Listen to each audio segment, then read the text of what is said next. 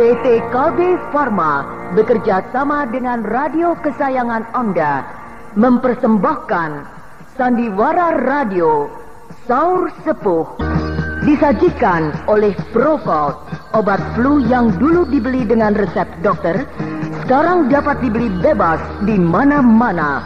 Dan Kalpanax, obat penyakit kulit yang ampuh khasiatnya. Diproduksi oleh Haravana Record. Naskah karya Niki Kosasih. Hiasan musik dan sutradara Indra Mahendra.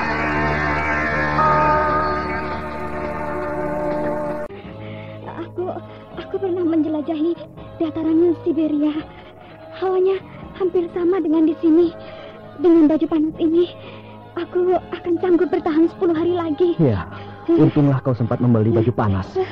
Di kantung kulit ini ada daging yak dan garam. Bagikanlah pada mereka supaya perut mereka tidak terlalu kaku kedinginan. Ya.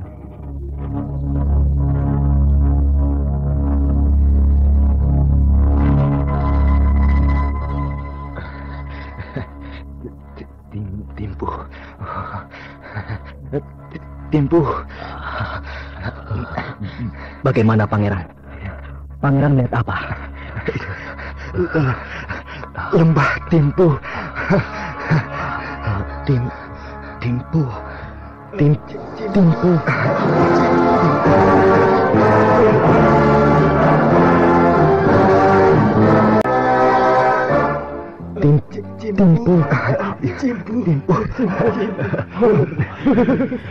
Di kejauhan sana, aku melihat beberapa batang pohon pinus. Nampaknya di sana ada kehidupan. Ya, selama ini hanya salju dan salju yang kami lihat. Sekarang ada kehidupan. Melihat wajah-wajah mereka yang cerah, nampaknya ada sebuah harapan terhampar di depan mata. Bentar. Kita sudah sampai. Sudah sampai? Iya. Di sana lembah Timpu. Di sana ada pohon, rumah, penduduk, air, makanan. Oh, syukurlah. Bangkit, teman-teman. Kita sudah sampai. Ya, kita sudah sampai.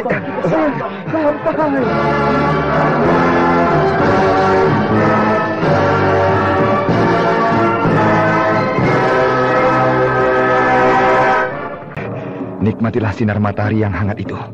Marilah, kita istirahat untuk mengembalikan kekuatan. 15 hari tidak melihat api, rasanya 10 tahun. Nah, baru sekaranglah di sini kita bisa menyalakan api. Dan kita bisa membakar daging yak sebanyak-banyaknya. Lalu kita makan besar, makan daging panggang.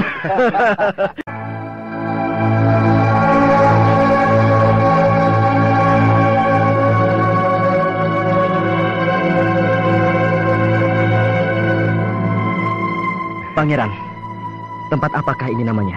Timpu. Timpu? Iya. Iya. Bagaimana menurut Anda dengan tempat ini? Pas sekali dan sangat cocok. Jadi saya sarankan Anda tidak usah mencari tempat yang lain lagi. Tempat ini sangat baik untuk tempat bermukim. Sebab saya lihat di bawah sana ada sebuah sungai cukup besar dan airnya bersih. Keadaan tanahnya sangat baik dan subur. Pangeran dan pasukan dapat bercocok tanam di sini. Benar. Keadaan tanah di sini sangat baik untuk pertanian gandum. Apakah dataran Timpu ini tidak termasuk wilayah dari sebuah kerajaan? Oh, tidak. Sebab berada di luar wilayah kerajaan Nepal. Bagaimana kalau ada yang menggugat? Kita akan bicara secara baik-baik kepadanya. Iya, benar. Sebab walau bagaimana, kita adalah kaum pendatang. Jadi ada baiknya minta izin, mohon permisi kepada yang punya tempat. Benar. Pangeran, Anda sakit? Tidak apa-apa. Hanya batuk biasa. Dada saya agak sesak.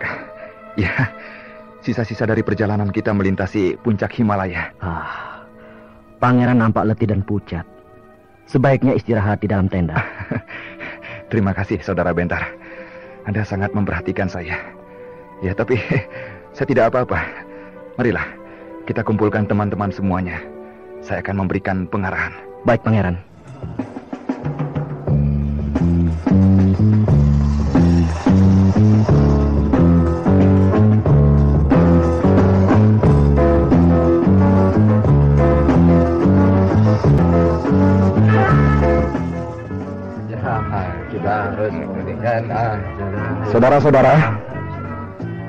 Saudara-saudara, disinilah kita akan tinggal untuk selama-lamanya. Jadi tempat ini akan kita jadikan kampung halaman. Kita jadikan tanah air kita. Setuju? Setuju. Sudah 2 hari kita istirahat, membuat badan kita sehat dan kuat kembali. Untuk itu, marilah kita bekerja, menebang pohon dan mencangkul tanah, bercocok tanam dan bertani. Ya, saya setuju sekali. Dataran Timpu ini sangat subur. Kalau kita mau kerja keras dan bersungguh-sungguh, saya yakin tempat ini bisa berkembang menjadi sebuah tempat yang besar. Benar. Selain itu, tempat ini sangat aman, sebab sangat jauh dari jangkauan musuh kita, pasukan Jalai. Ya, pasukan Jalai akan berpikir 2 kali untuk mengejar kita sampai ke sini. Selain membutuhkan biaya yang terlampau besar, juga semuanya bisa mati di telan keganasan alam puncak Himalaya yang buas. Iya, untuk itu, marilah kita lupakan masa yang lalu. Sekarang, marilah kita bekerja. Bekerja giat untuk masa depan kita semua. Gantilah pedang dengan cangkul. Gantilah tombak dengan gergaji. Ayunkan tangan kalian. Tapi bukan untuk membunuh musuh, melainkan untuk menggarap tanah, membuka lahan pertanian. Pangeran, maaf saya memotong. Iya, Yongka. Kita tidak punya alat-alat pertanian, Pangeran. Benar. Ya, saya tahu. Bukan hanya sepotong cangkul untuk mencangkul tanah, dan sepotong gergaji untuk menebang pohon, atau secuil parang untuk menyabit rumput. Tapi juga bahan persediaan perbekalan makanan kita sudah menipis. Hanya cukup untuk 5 hari lagi. Waduh, bagaimana lagi nih? Nah, Tidak ada. untuk itu... ya, untuk itu menugaskan beberapa orang untuk mencari perlengkapan alat-alat pertanian. Dan juga persediaan bahan makanan. Tapi kemana? Wah, betul. Kemana ini? Hanya ada 2 pilihan. Yaitu ke Ponta dan Kathmandu. Oh, Kathmandu ya. Kathmandu. Iya, Sebaiknya Kathmandu. memang Ponka meskipun lebih dekat, tapi hanya sebuah dusun yang kecil, yang mungkin tidak akan terdapat semua kebutuhan yang kita perlukan. Tapi Kathmandu adalah sebuah ibu kota kerajaan, yaitu ibu kota kerajaan Nepal. Jadi di Kathmandu, tentu apa yang kita perlukan tersedia. Bisa jadi barangkali. Kathmandu tidak terlalu jauh dari sini. Kalau kalian bisa menempuh perjalanan dengan lancar dan cepat, dalam waktu 5 hari sudah akan sampai di Kathmandu. Dan pulang kembali ke sini juga 5 hari. Jadi pulang balik 10 hari. 10 hari. Ya, berarti dalam waktu 10 hari barulah kita akan memperoleh perbekalan bahan makanan. Sedangkan persediaan bahan makanan yang ada hanya tinggal 5 hari lagi. Nah, untuk itu kita harus bisa bertahan selama 5 hari. Ya, betul Pangeran. Bagaimana, Koyum? Kami tidak takut, Pangeran. Bukankah selama ini kita berjuang penuh penderitaan, lapar, haus, dan sakit? Nah, saya kira teman-teman semuanya sudah biasa menahan lapar, Pangeran. Iya, betul. Ya, benar. Apalagi di sini saya lihat banyak binatang buruan. Jadi kami tidak takut akan kelaparan. Betul, Pangeran. Bagaimana, Pangeran? Terima kasih, saudara-saudara. Melihat tekad dan semangat saudara-saudara, saya yakin kita akan bisa mengatasi segala penderitaan. Iya, betul, Pangeran. Pangeran, Ya, saudara Bentar. saya mengajukan diri. Maksud Anda? Biarlah saya yang pergi ke Kathmandu. Aku setuju. Sebab Bentar punya ilmu jin. Dia bisa lari cepat sekali, lebih cepat dari menjangan. Waduh, hebat ya. Lama lagi. Ya, Bentar bisa lari lama sekali. Tapi saya bukan memiliki ilmu jin seperti yang dikatakan oleh Yayik. Melainkan saya kebetulan pernah mempelajari bagaimana caranya supaya bisa lari melebihi kecepatan menjangan, sekaligus pula dapat bertahan dalam waktu yang lama. Aku percaya, Pangeran. Sebab sudah berkali-kali aku menyaksikan Bentar memperlihatkan kehebatannya. Jadi aku yakin Bentar masih menyimpan beberapa buah ilmu yang dahsyat. Aku pun begitu. Sejak pertama aku mendengar Bentar seorang diri bisa memporak-porandakan pasukan Jalai, aku yakin bahwa Bentar memiliki ilmu yang berada di luar jangkauan kemampuan manusia biasa, Pangeran. Nah, Saudara Bentar, kami semua di sini percaya pada Anda. Saya pun demikian. Sebab sudah lama saya mendengar bahwa orang-orang Jawa Dwipa sangat gemar sekali mempelajari ilmu yang aneh-aneh. Terima kasih atas kepercayaan yang diberikan kepada saya. Sekarang silakan Anda memilih sendiri beberapa orang yang akan saudara bawa ke Kathmandu. Kalau saya sedang mengerahkan ilmu lari cepat, kemampuan saya membawa orang lain dengan cara digendong hanya satu orang. Jadi saya hanya membutuhkan satu orang saja. Waktu berangkatnya memang Anda tidak membawa apa-apa, jadi tidak ada masalah. Tapi pulangnya dari Kathmandu ke sini, Anda harus membawa barang banyak sekali. Nah, alat-alat pertanian dan perbekalan bahan makanan tidak mungkin bisa diangkut sekali jalan, hanya dengan 2 orang. Pangeran, waktu pulangnya, saya bisa mempergunakan beberapa ekor kuda untuk mengangkut barang-barang perbekalan. Iya, berarti Anda melakukannya tidak bisa dengan mempergunakan ilmu lari cepat, tapi harus jalan biasa. Sebab, ya, harus menjaga kuda-kuda yang membawa beban. Memang benar demikian.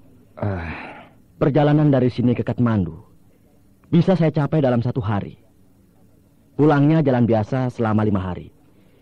Jadi semuanya akan makan waktu 6 hari. Dengan demikian, saya bisa menghemat waktu 4 hari dari yang diperhitungkan semula oleh Anda.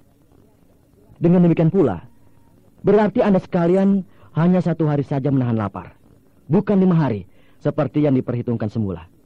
Nah, saya kira menahan lapar 1 hari tidak jadi masalah bagi saudara-saudara yang sudah terbiasa berjuang dalam penderitaan. Iya, benar. Ya, perhitungan Anda benar. Saya setuju. Terima kasih, Pangeran. Lalu, siapakah yang akan dibawa serta? Koyum. Aku setuju. Aku senang sekali. Nah, bawalah emas 100 tael ini. Keluarkan dari peti kotak. Masukkanlah ke dalam kantung kulit, agar lebih mudah dan ringkas membawanya. Baik, Pangeran. Dengan 100 tael emas, saya kira cukup untuk membeli segala keperluan. Aku tambah. Kau akan menambahnya, Yayik? Iya, aku punya emas 20 tael dan perak 60 tael. Bawalah semuanya. Terima kasih, Yayik. Kau telah mengorbankan harta benda milikmu untuk perjuangan kita. Seandainya saja dekat ke rumahku, aku akan menambahnya lagi. Iya, itu pun sudah lebih dari cukup, Yayik. Saya atas nama teman-teman semua merasa terharu dan mengaturkan terima kasih. Iya. Aku juga. Wah, semuanya ikut menyumbang. Jadi banyak. Emas, perak, banyak sekali. Ya, aku rasa sudah cukup untuk membeli segala perlengkapan. 30 buah cangkul, 10 buah gergaji, 2 karung bibit gandum, dan perbekalan bahan makanan lainnya. Cukup untuk persediaan selama 1 tahun. Nah, Koyum, kita sudah cukup jauh dari tempat kawan-kawan kita berkemah. Ayo, naiklah ke punggungku. Wah, aku mau digendong. Ya. Baik. Yuk, pegang yang kuat. Kalau merasa ngeri, pejamkan mata. Baik. Atar Bayu!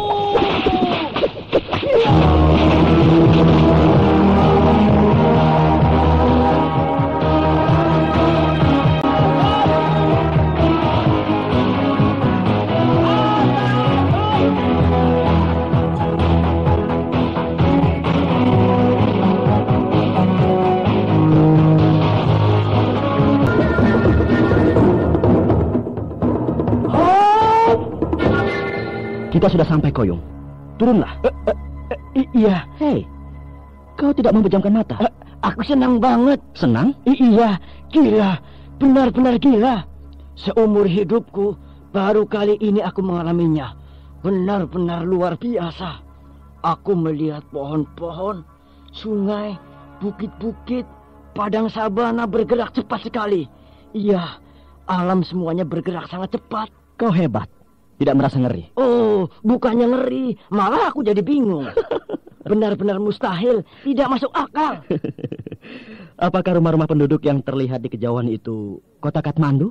Benar, itu Kathmandu, ibu kota kerajaan Nepal. Ya, kalau begitu, kita sudah sampai di tujuan. Sinting, cuma 1 hari sudah sampai. Ayahku lebih hebat lagi. Ayahmu? Ya, ilmu lari cepat tak terbayu ciptaan ayahku, Ayahanda Brahma. Wah, ayahmu tentu seorang guru yang sakti, Bentar. Ya, begitulah. Hebat. Aku memang bisa lari dengan mempergunakan ilmu tak terbayu, tapi belum sempurna seperti ayahku. Jadi kalau dengan ayahku, dari tempat kita di dataran Timpu sampai ke sini, tidak akan ada 1 hari. Sebentar saja sudah akan sampai. Wah, luar biasa. Jadi, kau dari keluarga orang-orang sakti, Bentar. Ayo, kita jalan memasuki kota Kathmandu. Iya. Sebentar. Ada apa? Apakah orang-orang Nepal itu baik? Oh, orang Nepal paling baik. Paling baik? Orang Nepal ramah-ramah dan sangat jujur. Di Nepal tidak ada orang jahat. Oh ya? Rumah-rumah penduduk tidak pernah dikunci. Sebab tidak ada pencuri. Tidak ada pencuri? Pokoknya aman. Kerajaan paling aman di dunia. Wah, hebat sekali. Kalau ada kejadian atau peristiwa kejahatan, pasti orang dari luar yang jadi penyebabnya. Pokoknya bisa dicirikan. Kalau ada barang yang hilang atau perkelahian, keributan, pasti ulah para pendatang, bukan orang Nepal. Iya. Ya, lumayan juga, Ramai. Kerajaan Nepal ini kerajaan kecil, tapi merupakan kerajaan yang aman, damai dan tentram. Sebab tidak pernah berperang dengan kerajaan lain.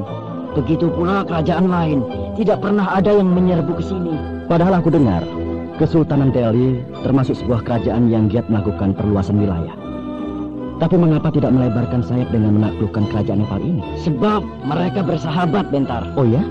Raja Nepal sadar bahwa kerajaannya kecil, jadi sangat giat melakukan hubungan persahabatan dengan kerajaan-kerajaan tetangga yang berada di sekitarnya. Seperti contohnya, putri Nepal yang bernama Tritsun dinikahkan dengan Raja Tibet yang bernama Raja Sonsan Ganbu. Hal ini tidak lain untuk mengikat tali persahabatan, Bentar. Iya. Tuh, ada warung besar. Untunglah Pangeran Bikram dan anak buahnya banyak membawa emas dan perak, sehingga bisa ditukarkan dengan alat-alat pertanian. Gimana kau ini? Maksudmu? Kenapa beli kuda-kuda kecil? Mana kuat membawa beban barang sebanyak ini? Ini bukan kuda, tapi keledai. Oh, ini? Iya. Yang namanya keledai? Iya. Kecil dan pendek? Tidak akan kuat membawa beban berat. Meskipun keledai ini pendek dan kecil, tapi tenaganya 2 kali tenaga kuda biasa.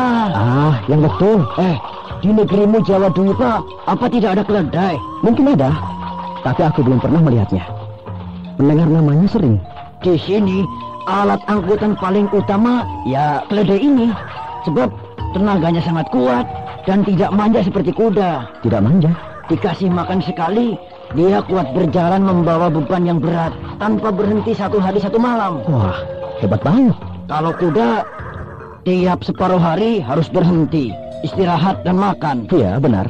Aku beli keledai semuanya 6 ekor. Cukup untuk membawa barang-barang itu semuanya. Iya. Ayo, semuanya dinaikkan ke atas punggung keledai. Kita atur yang baik dan adil. Setiap keledai membawa beban yang beratnya sama. Iya.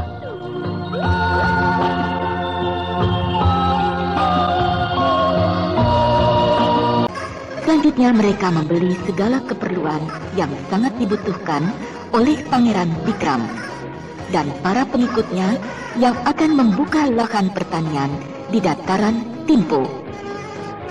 Setelah dirasa cukup, mereka kembali dengan membawa perbekalan yang diangkut oleh 6 ekor keledai.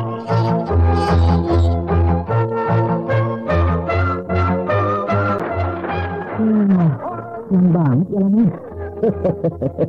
Keledai yang begitu, jalannya lamban. Wah, kapan akan sampai di Timpu? Kalau 6 ekor keledai itu jalannya merayap seperti semut? Tidak akan lebih dari 5 hari. Sesuai dengan yang diperhitungkan oleh kita semua. Karena perhitungan itu disesuaikan dengan jalannya keledai yang perlahan. Oh, begitu. Koyum, Ya? kau lihat di depan itu. Iya. Beberapa orang berdiri menghalangi jalan. Melihat caranya mereka berpakaian, lalu tampangnya, dan gerak-geriknya, mereka bukan orang baik, Pak. Iya. Mereka kelompok penjahat. Perampok? Iya benar. Kau bilang di Nepal tidak ada orang jahat. Tapi aku juga berkata, kalaupun ada tindakan kejahatan, pasti dilakukan oleh orang luar. Artinya, bukan pelakunya orang Nepal sendiri. Kalau begitu, mereka bukan orang Nepal. Iya, mereka orang Sonargaon. Iya. Salah seorang dari mereka, mungkin pemimpinnya, mengangkat tangan, menyuruh kita untuk berhenti. Turuti perintahnya. Kita berhenti. Iya.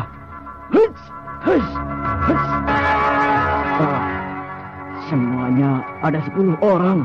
Kau berani? Menghadapi perang yang paling ganas, aku tidak pernah gentar. Apalagi hanya menghadapi 10 orang cecurut busuk seperti itu. Bagus.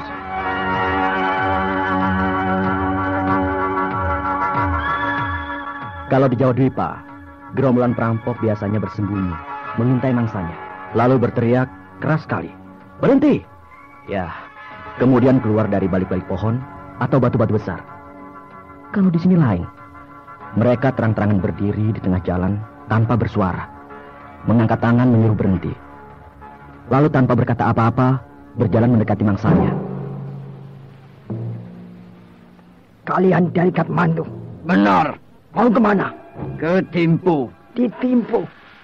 Setauku tidak ada dusun di sana. Benar. Tapi kamilah yang akan membuka dusun di sana. Kami yang mau bertani. Tinggalkan separuh. Barang-barang kami ini? Iya. Aku perlu separuhnya saja. Yang separuh lagi boleh kau bawa terus ke Thimphu. Tidak bisa, saudara. Barang-barang yang kami bawa ini hanya pas-pasan. Kalau saudara ambil separuhnya, tidak akan cukup untuk bekal kami selama membuka lahan pertanian. Itu urusanmu. Wah, aku keberatan, saudara. Kawan! Ya. Ambil semuanya. Ya. Paham? Nanti dulu. Aku minta separuh. Kau tidak memberi. Terpaksa kami ambil semuanya. Dan aku akan mempertahankan diri. Perlihatkanlah caramu mempertahankan diri. Komplotan rampok. Kalian hari ini berhadapan dengan Koyum, anggota pasukan Bikram. Nah, jangan menyesal kalau hari ini juga riwayat kalian selesai. Iya! Perampok itu, semuanya ilmu silatnya gagah sekali. Mereka hanya menggunakan keberanian dan tenaga, sehingga jelas sekali Koyum lebih unggul dalam hal segalanya, lebih cepat dan lebih berpengalaman.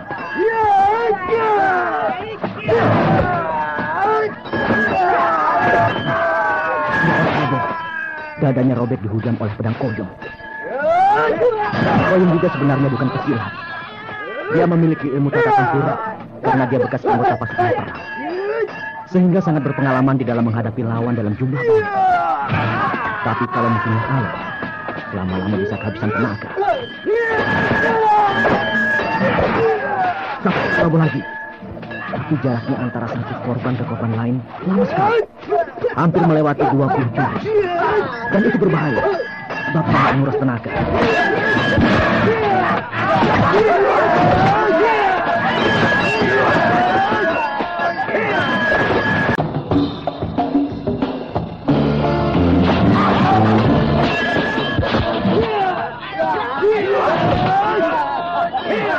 Pertarungan sudah berjalan 100 jurus lebih, dan musuh baru 3 orang yang bisa dirobohkan.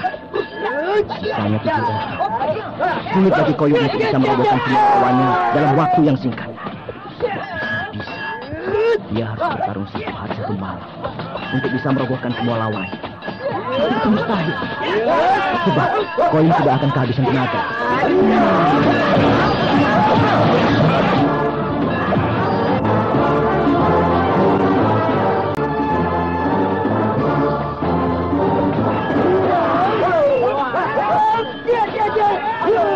pertarungan sudah berjalan hampir 1 hari penuh. Dan Koyum hanya baru bisa merobohkan 3 orang. Sisanya yang 7 orang itu bertarung dengan keras. Sedikit pun tidak berpengaruh oleh 3 orang temannya yang tewas. Dan mereka jadi murka melihat ketangguhan Koyum. Menyerang lebih garang. Koyum mulai kedorong. Tenaganya mulai merosot. Kecepatannya sudah berkurang.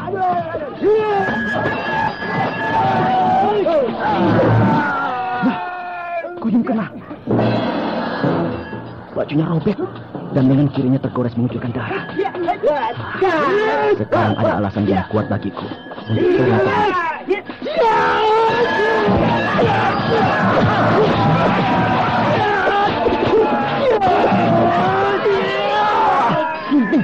Orang itu punya ilmu jin. Aduh, cuma sebentar dia bisa membunuh 4 orang. Teman kita sekali. Aduh, Tinting.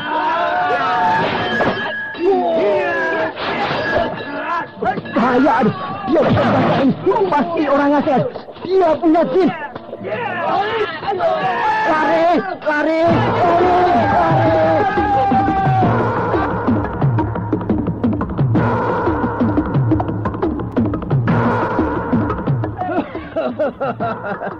Mereka ketakutan. Dikira kau punya ilmu jin. Mereka semuanya tidak ada yang menguasai ilmu silat. Jadi dengan mudah aku bisa merobohkan mereka. Iya. Aku pikir aku juga sudah saatnya belajar ilmu silat. Sebab dengan hanya mengandalkan kepandaianku bermain pedang dengan ilmu keprajuritan, sulit bagiku untuk keluar dari keroyokan orang banyak. Iya. Berkali-kali aku menyaksikan kau bertempur dengan orang yang jumlahnya banyak. Kau dengan mudah selalu bisa menghancurkan mereka. Jadi, betapa tingginya ilmu silat itu. Sebenarnya kau mau diolah secara mendalam. Ilmu tata keprajuritan akan bisa sama ampuhnya dengan ilmu silat. Oh ya? Di negeriku, di Jawa Dwipa, seorang senopati atau panglima perang, kehebatannya setingkat dengan para pendekar dari kaum persilatan. Padahal dia cuma mengandalkan ilmu tata keprajuritan belaka. Tidak mempergunakan ilmu silat? Tidak. Oh, hebat benar. Karena dia mengolah lalu memperdalam ilmu keprajuritan secara sempurna. Maka tingkatannya sama dengan para pendekar dari kaum persilatan. Iya. Untuk bisa melebihi kehebatan para pimpinan pasukan perang kerajaan. Lalu para pendekar kaum persilatan menambah kehebatan mereka dengan ilmu kadikjayaan. Ilmu kadikjayaan? Iya. Ilmu apa itu? Orang-orang di sini menyebutnya ilmu jin. Oh ya? Iya. Ilmu kadikjayaan tidak sekedar mengandalkan kecepatan bergerak, kekuatan tenaga, ketangkasan tangan dan kaki belaka. Melainkan ditunjang oleh kekuatan lain yang tidak nampak oleh mata biasa. Tidak nampak oleh mata biasa? Di dalam diri manusia ada kekuatan gaib yang bisa dikembangkan. Kekuatan gaib ini, aku sendiri tidak pernah melihatnya. Bentuknya seperti apa? Aku tidak tahu. Tapi itu ada. Dan terasa memang ada. Nah, contohnya seperti apa? Tenaga dalam, daya khayal, pernafasan, dan sebagainya. Tenaga dalam, bentuknya bagaimana dan warnanya seperti apa, seorang pun tidak ada yang tahu. Tapi tenaga dalam itu benar-benar ada. Maka muncullah bermacam-macam ilmu kadikjayaan. Ada yang dicapai dengan berpuasa, ada yang dicapai dengan latihan yang keras dan terus-menerus. Kemudian muncullah aji-aji, seperti ajian Tapak Saketi, ajian Bayu Bajra, ajian Waringin Sungsang, ajian Serat Jiwa, dan banyak lagi. Namanya aneh-aneh. Karena ilmu kadikjayaan ini ditunjang oleh kekuatan gaib yang digali dari diri manusia itu sendiri. Maka sudah jelas kehebatannya jauh melebihi kehebatan ilmu silat. Iya. Kenapa aku jadi berkhotbah? Jalan, teman-teman menunggu kita. Aku senang sekali mendengarkannya. Dan aku ingin mempelajari ilmu kadikjayaan. Nah, berjanjilah bentar bahwa kau mau mengajari aku ilmu kadikjayaan. Koyum, aku masih terlalu muda. Umurku sama dengan kau. Dan aku bukan seorang guru. Tapi aku percaya padamu, Bentar. Kepercayaanku terhadapmu tidak pernah pudar. Terima kasih, Koyum. Dan aku berjanji, bila tiba saatnya, kita sama-sama punya waktu yang luang. Dengan senang hati aku akan menjabarkan ilmu kadijayaan kepadamu. Terima kasih, Bentar. Kau temanku yang sejati. Aku anggap kau seperti saudaraku. Kulit tubuh kita berbeda. Aku putih dan kau sawo matang. Aku bangsa Jaleh yang dilahirkan di negeri ini. Dan kau bangsa dari sebuah negeri yang jauh di Jawa Dwipa. Tapi hati kita dan batin kita dekat. Iya, terima kasih kau, Yun.